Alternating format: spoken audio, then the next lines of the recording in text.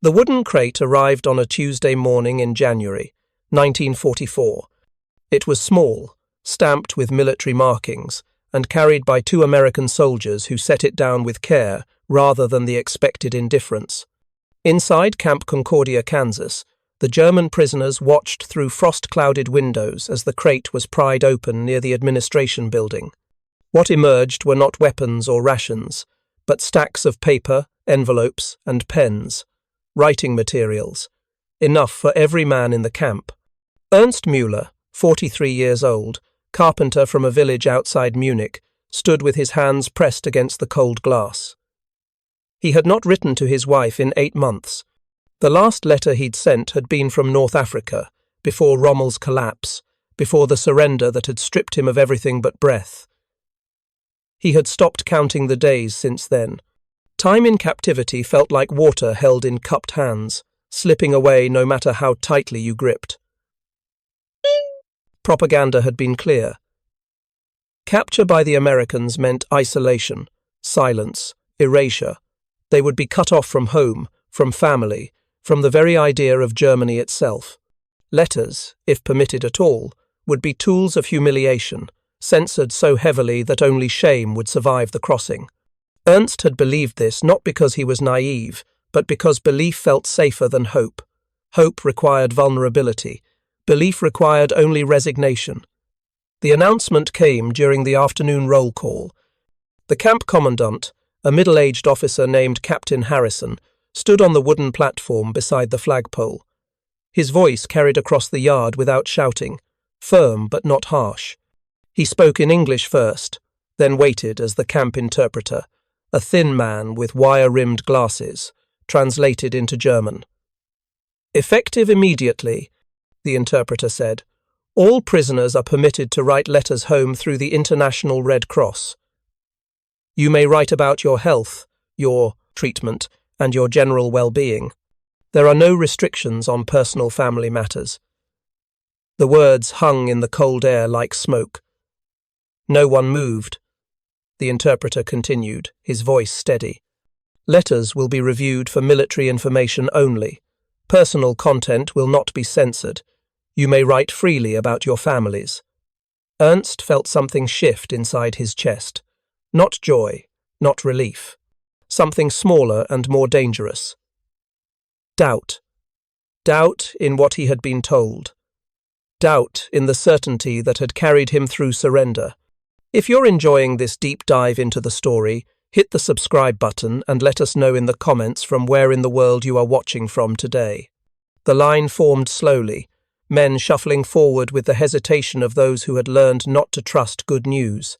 The distribution took place in the mess hall, where tables were stacked with paper, envelopes, and pens. Each man received 5 sheets, 2 envelopes, and a single pen. The American guard overseeing the process, a young corporal with sandy hair and tired eyes, handed out the materials without ceremony.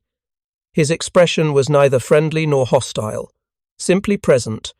Ernst took his allotment and held it as though it might dissolve. The paper was thin but clean. The pen was simple, a wooden barrel with a steel nib. It was real. He returned to his barracks and sat on the edge of his bunk, the blank page resting on a book across his knees. Around him other men did the same. Some wrote immediately, words flowing with desperate urgency. Others sat frozen, staring at emptiness they did not know how to fill. Ernst lifted the pen. His hand trembled slightly. He had imagined this moment 1,000 times during the long months of captivity. What would he say? How could he compress 8 months of fear, humiliation, and unexpected survival into a handful of sentences? And more troubling still, what if the promise was a lie? What if the words he wrote would be twisted, used, against him, or simply discarded? He thought of his wife, Anna, her face worn but steady, the way she had looked at him the morning he left. He thought of his daughter, Clara, who would be 14 now, old enough to understand that the world had broken and might not be repaired in her lifetime. He thought of his son, Johann, 16, conscripted into the Volkssturm in the desperate final months. He did not know if Johann was alive, Ernst began to write. His handwriting was careful, deliberate, the script of a man who had spent years measuring wood and ensuring precision. "My dearest Anna," he wrote, "I am alive. I am in America. I am treated fairly." He paused. The next words felt like stepping off a cliff. "I am allowed to write to you freely." The room filled with the sound of pens scratching against paper, a soft rustling like wind through dry leaves. No one spoke. Speech felt like an intrusion into something sacred. This was the first time since capture that they were permitted to be human again, not just numbers on a manifest, not just bodies to be moved and counted, but men with names and families and lives that still waited for them across an ocean. Ernst continued. He told Anna about the camp, about the barracks that were clean and heated, about the food that was plain but plentiful.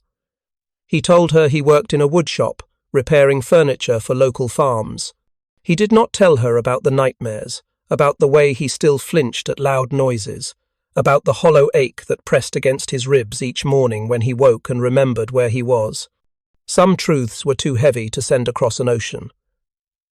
When he finished, he read the letter 3 times, searching for anything that might be removed, anything that might betray the vulnerability he felt. But the words were simple, factual, human.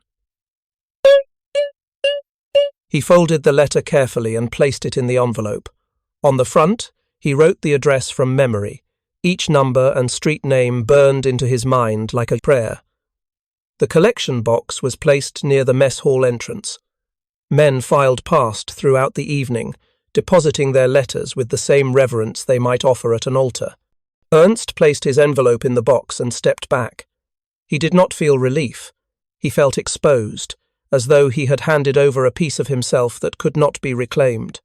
The letters were collected the next morning by a Red Cross representative, a woman in her 50s with grey hair pinned neatly and eyes that seemed to understand more than she said. She sorted the envelopes carefully, checking each address, then placed them in a canvas sack. The prisoners watched from the yard as she loaded the sack into a truck. The truck drove away, carrying their words toward an uncertain future. Weeks passed. The rhythm of the camp continued. Work details, meals, the slow passage of winter into early spring. Ernst returned to the woodshop each morning, planing boards and fitting joints with the same precision he had once used in his own workshop back home. The work was familiar, grounding, a reminder that his hands still knew how to create something from raw material. But the waiting gnawed at him. Doubt crept back in, persistent and corrosive. What if the letter had been discarded? What if Anna had moved, or worse, what if she was no longer there to receive it? What if the promise of uncensored communication had been nothing more than a psychological experiment, a way to extract hope before crushing it entirely? In the barracks at night, the men spoke in low voices about the letters.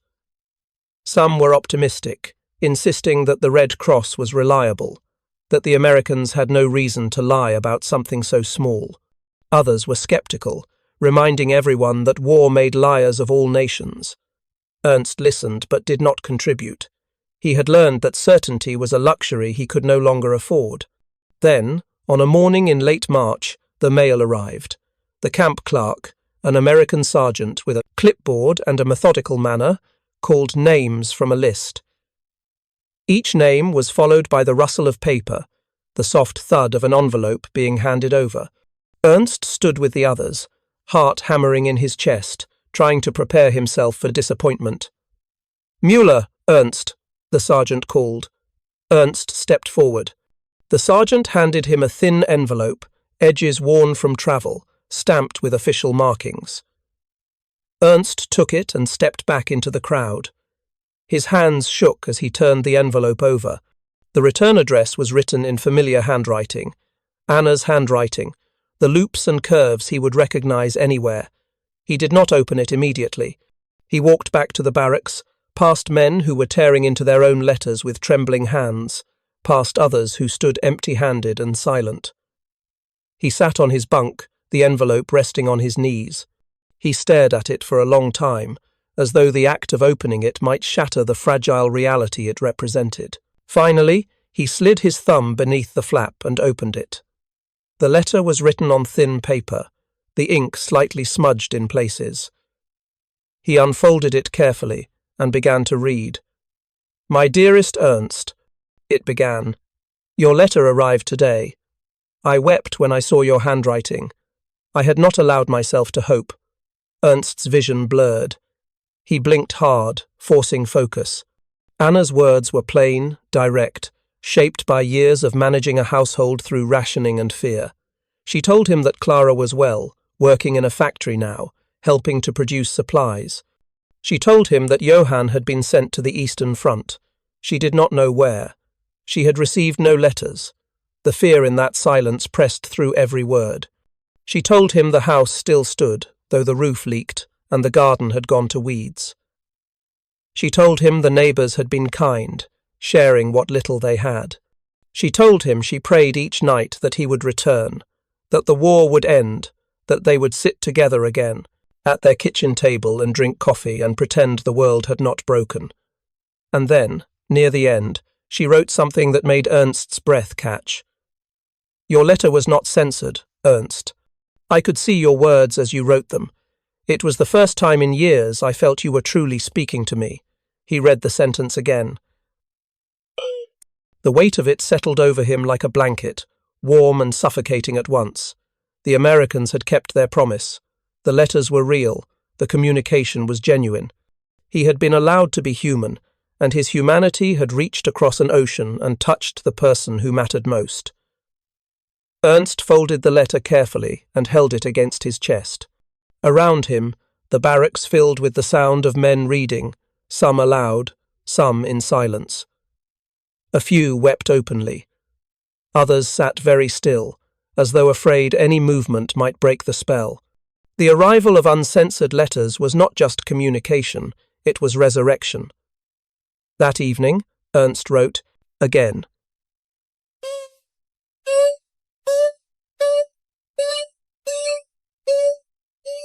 This time, the words came easier. He told Anna about the woodshop, about the American guard who sometimes brought him coffee, about the way the prairie looked in the mornings when frost covered the grass. He told her he missed her, that he thought of her every day, that he would come home when the war allowed it. He did not write about the shame he felt, about the way surrender had hollowed him out, about the nights he lay awake wondering if he deserved to return at all. Some truths were still too heavy, but he wrote with honesty, with care, with the belief that his words would arrive as he intended them. The letters became a rhythm. Every 2 weeks, the Red Cross collected new correspondence. Every few weeks, replies arrived. Not every man received letters. Some waited months with nothing. Others received news that shattered them, word of deaths, of homes destroyed, of families scattered. But the letters that did arrive carried with them something more powerful than information. They carried proof that the men inside the camp were still remembered, still loved, still tethered to a world beyond barbed wire. Ernst's correspondence with Anna grew into a quiet lifeline. She told him about Clara's engagement to a young man from the next village, a boy Ernst had known since childhood. She told him about Johann's letters, rare and brief, but alive. She told him about the small acts of resistance and survival that filled her days, the way she traded bread for medicine, the way she sang to Clara at night when the air raid sirens wailed. Ernst told her about the other prisoners, about Otto, a schoolteacher who had started teaching English lessons in the barracks, about Klaus, a farmer who planted vegetables in the camp's small garden plot. He told her about the way the Americans allowed them to play soccer on Sundays, about the library where they could borrow books, about the strange contradiction of captivity that felt more human than the war they had left behind.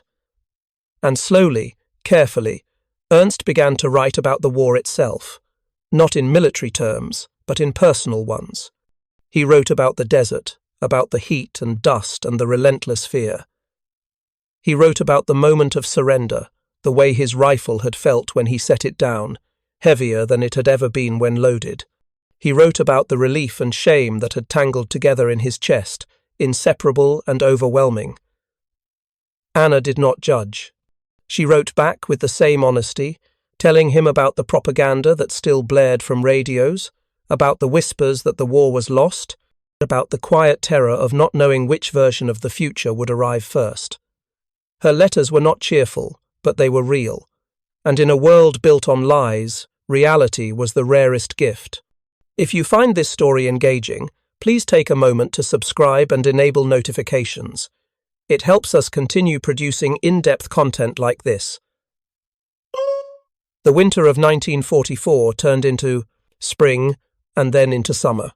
The camp at Concordia swelled with new arrivals, men captured in France after D-Day, soldiers who had fought in hedgerows and been overwhelmed by the sheer industrial weight of the Allied advance. These men brought fresh news, fresh fears, fresh grief. Ernst watched them arrive, saw the same shock he had felt months earlier. The shock of being treated not as animals, but as men. The shock of food that was plentiful, of barracks that were clean, of guards who did not beat them. And eventually, the shock of being handed paper and pen and told they could write home. Some of the new prisoners refused. They believed it was a trick, a trap designed to extract confessions or humiliate them. Ernst understood. He had felt the same. But he also knew that doubt was a luxury they could not afford forever. Eventually, the need to reach across the silence would outweigh the fear of being deceived.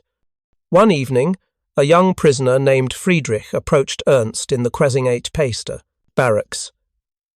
Friedrich was 19, barely old enough to shave, with eyes that still carried the raw edge of recent trauma.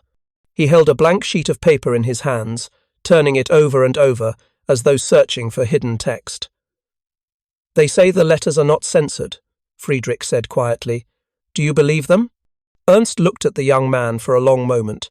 Then he reached into his footlocker and pulled out the bundle of letters he had received from Anna. He handed them to Friedrich. "Read them," he said. "You will see." Friedrich took the letters carefully, as though they were sacred objects. He sat on the edge of Ernst's bunk and read, slowly, silently. When he finished, he looked up with something like wonder in his eyes. "She writes about everything," he whispered.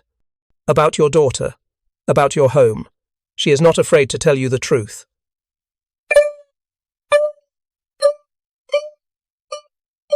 Ernst said, "Because the Americans kept their promise." Friedrich handed the letters back and stared at the blank page in his hands. "I do not know what to say to my mother," he admitted. "I do not know how to tell her I am alive without also telling her I am a prisoner. I do not know how to explain that I am being treated well when she is starving." Ernst placed a hand on the young man's shoulder. "Write the truth," he said. "That is the only thing worth sending." Friedrich nodded slowly. That night, he wrote his first letter. The words were halting, uncertain, shaped by years of propaganda that had taught him to distrust vulnerability. But he wrote, and weeks later, when his mother's reply arrived, he wept openly in the barracks, clutching the paper as though it were the only solid thing left in the world. The letters became more than communication. They became a form of resistance, not against the Americans, but against the ideology that had tried to strip them of their humanity. The regime had taught them that weakness was betrayal, that emotion was a failure of discipline, that connection to family was secondary to loyalty to the state. But here, in a camp thousands of miles from the front lines, they were being told the opposite. That family mattered. That emotion was not weakness, that they were men before they were soldiers. The psychological shift was profound. Ernst began to see it in the way men carried themselves. The rigid discipline softened. Conversations grew longer, more honest. Men spoke about their fears, their regrets, their hopes. They no longer performed the rituals of military loyalty. They simply existed, as humans trying to survive a world that had tried to destroy them. Not everyone accepted this transformation.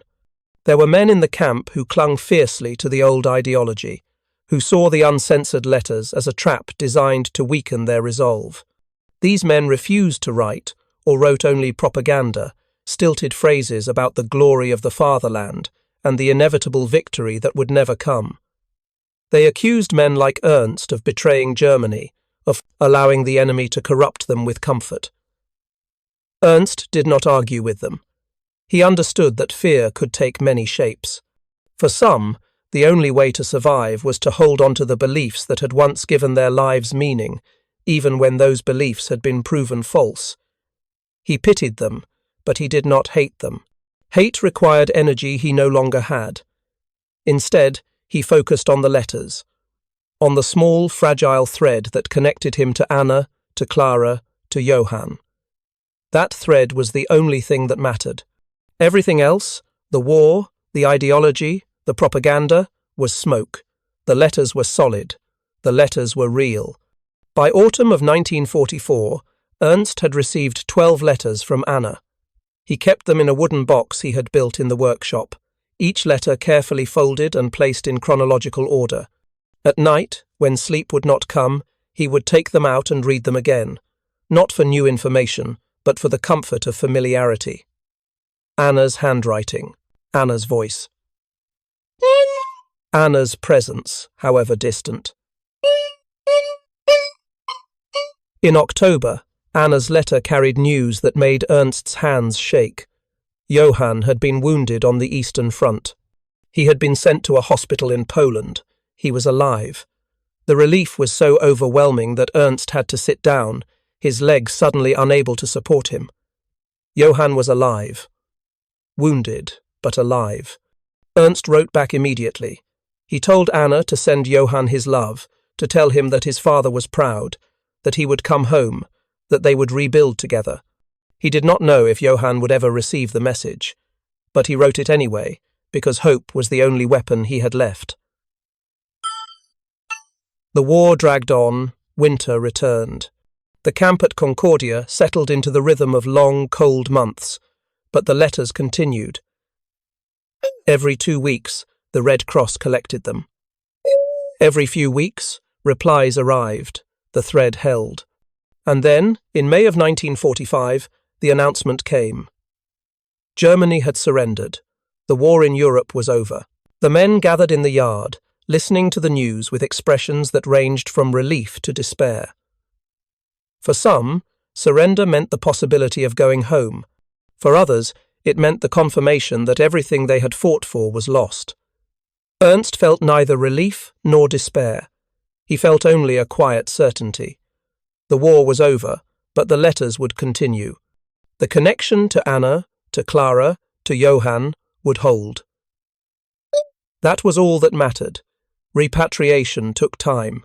Months passed as the Allies sorted through millions of prisoners, determining who could return and who would be held for further questioning. Ernst waited with patience born of experience. He had learned that survival was not about dramatic gestures, but about enduring one day at a time. In August, his name appeared on the repatriation list. He was given a travel document, a set of civilian clothes, and a small bag for his possessions. He packed the wooden box containing Anna's letters. He packed nothing else. Everything else was replaceable. The journey home was long, a series of trucks and trains and ships that moved with the slow inevitability of bureaucracy. Ernst travelled with other men from the camp, men he had lived beside for nearly 2 years. They spoke little. There was nothing left to say. When he finally crossed into Germany, the landscape was unrecognisable. Cities reduced to rubble, fields scarred by trenches and craters. People moving through the ruins like ghosts, searching for something that no longer existed. Ernst felt a deep, aching sorrow. This was the world they had created. This was the cost of belief without question. He travelled on foot for the final miles, following roads that had once been familiar but were now altered by destruction. When he reached his village, he found it mostly intact. The house still stood, the roof still leaked, the garden was overgrown. Anna was in the kitchen when he arrived. She looked up as he entered, and for a moment, neither of them moved. They simply looked at each other, taking in the changes that time and war had carved into their faces. Then Anna crossed the room and placed her hands on his face, as though confirming he was real. "You came home," she whispered. "I did," Ernst said. His voice was rough, worn by disuse. They sat at the kitchen table, the same table where they had shared thousands of meals before the war. Anna poured coffee, weak and bitter, but warm. They did not speak for a long time. Words felt inadequate, too small to contain everything that had happened. Finally, Anna reached across the table and took his hand. "Your letters kept me alive," she said quietly, "knowing you were still you, knowing you had not been lost." Ernst looked at their joined hands, weathered and scarred, but still holding. "The Americans let me write freely," he said. "They did not censor my words. I did not believe it at first." "I know," Anna said. "I could tell. Your first letter was so careful, so afraid. But the later ones, they sounded like you." Ernst nodded. "They treated us like men," he said. "Not like heroes, not like villains, just men. It was the strangest mercy I have ever known." Anna squeezed his hand. "Then perhaps there is hope," she said. "If mercy can survive a war like this, perhaps we can too." Ernst did not answer immediately. He thought of the letters, of the thread that had held across an ocean, of the small act of kindness that had allowed him to remain connected to the people he loved. He thought of Friedrich, the young prisoner who had wept when his mother's letter arrived. He thought of the wooden box he had carried home, filled with paper and ink, and proof that humanity could survive even when the world tried to destroy it. "Yes," he said finally. "Perhaps we can." The months that followed were difficult. Clara married her young man in a quiet ceremony, the church half ruined but still standing. Johann returned home in December, walking with a cane, his left leg permanently damaged. But he was alive. He was home. The family was together again, changed but intact. Ernst returned to his workshop, repairing furniture for neighbours who had lost everything. The work was slow, painstaking, but it was work he knew. Each joint he fitted, each board he planed, felt like an act of reconstruction, not just of furniture, but of life itself. In the evenings, he sat with Anna and read the letters they had exchanged during the war. They did not read them for nostalgia, but for reminder. A reminder that even in the darkest times, connection was possible. That even across oceans and barbed wire and ideology, humanity could find a way to reach through the darkness. One evening, as they sat together in the lamplight, Anna asked him what he remembered most about captivity. Ernst thought for a long time before answering. "The first time I held a pen," he said, "and the first time I believed they would not censor my words. That was when I knew I might survive, not because my body would endure, but because my voice would." Anna nodded. She understood. She had felt the same when his first letter arrived, the relief not just that he was alive, but that he was still himself. Ernst kept the wooden box on a shelf in the workshop. Sometimes, when the work was done and the light was fading, he would take it down and read the letters again. Not all of them, just a few, enough to remember. The world moved on. Germany rebuilt. The war became history, examined and analysed and argued over. But for Ernst, the war would always be measured not in battles or treaties, but in letters, in the small daily act of reaching across silence and finding someone reaching back. Years later, when Clara had children of her own, she asked her father what he had learned from the war. Ernst thought carefully before answering. "I learned that kindness is not weakness," he said, "and that the enemy who treats you with dignity is more dangerous to your certainty than the one who treats you with cruelty. Because cruelty confirms what you believe. Dignity forces you to question it." Clara did not fully understand. She was too young to carry the weight of that knowledge. But Ernst knew she would, someday. The world had a way of teaching those lessons, whether you wanted to learn them or not. In the spring of 1963, Ernst received an unexpected package from America. Inside was a photograph of Camp Concordia, taken years after the war. The barracks were gone, replaced by fields. But the outline was still visible, a faint shadow on the land. Attached to the photograph was a letter from one of the American guards, now an old man himself. The letter was short, written in careful German. "I remember you," it said. "You were the carpenter. I hope you made it home. I hope you found peace." Ernst read the letter twice, then placed it in the wooden box with the others. It fit perfectly, another thread in the tapestry of connection that had sustained him through the worst years of his life. He never replied to the letter. He did not know what to say. But he kept the photograph on the shelf beside the box, a reminder that some things, once created, could not be destroyed, not by war, not by time, not by distance. The letters had been more than words. They had been proof that even in a world determined to strip away humanity, it could not be entirely erased. That even in captivity, a man could speak freely. That even across an ocean, love could survive. And that, Ernst realized, was the only victory that mattered. Thank you for watching. For more detailed historical breakdowns, check out the other videos on your screen now, and don't forget to subscribe.